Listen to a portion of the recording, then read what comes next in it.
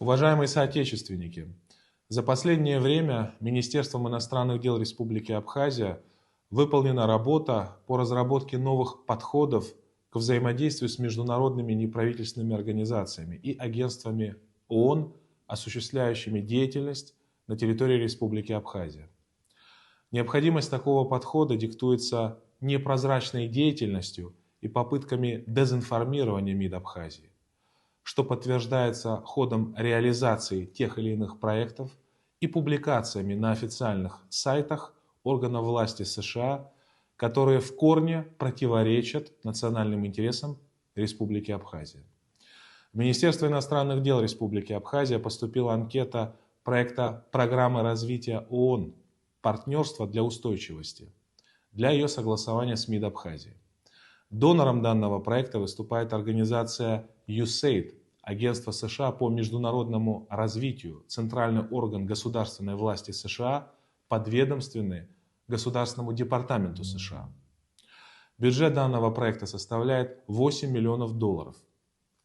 В анкете данного проекта были указаны, как это выяснилось, намеренно размытые формулировки целей и задач данного проекта.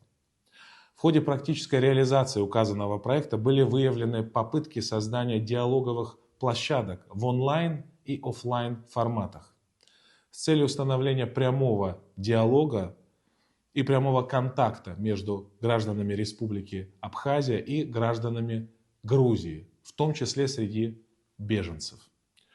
Уважаемые соотечественники, обращаем также ваше внимание и на то, что на официальных сайтах органов власти США опубликована информация, безусловно представляющая угрозу национальной безопасности нашей страны. В частности, на официальном сайте USAID подтверждается системное сотрудничество программы развития ООН, ПРООН и USAID в контексте реализации проекта «Партнерство для устойчивости», того самого проекта, который реализуется на территории нашей страны. Данный проект на сайте USAID описывается следующим образом. Цитата. В партнерстве с ПРООН USAID оказывает критически важную помощь оккупированной Россией Абхазии. USAID создал программу совместно с местными неправительственными организациями, партнерами правительства Грузии и организациями ООН.